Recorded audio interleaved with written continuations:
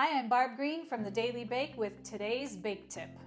When it comes to adding flavor to your baked goods, extracts and emulsions are two of the most popular choices. What's the difference between an extract and an emulsion?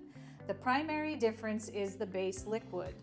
Extracts have an alcohol base and emulsions have a water base. Extracts are made by steeping a flavor source like vanilla beans, almonds, citrus peels in an alcohol solution.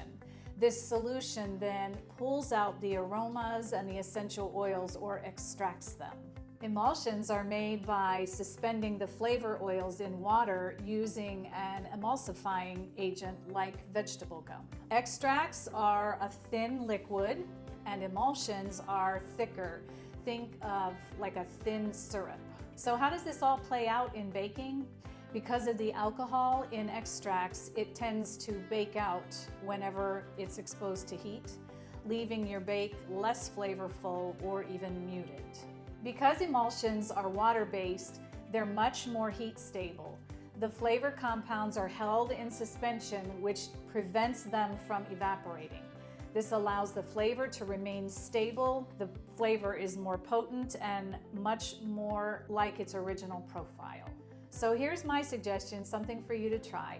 Choose extracts for no baking applications. If you're making frostings or even no-bake cheesecakes, puddings, things like that you don't have to bake, extract is the perfect thing.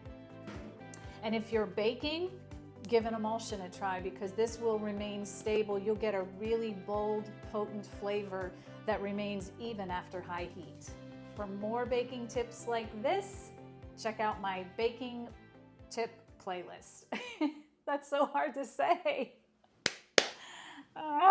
Check out my bake tip playlist. For more bake tips like these, check out my bake tip playlist. See you there.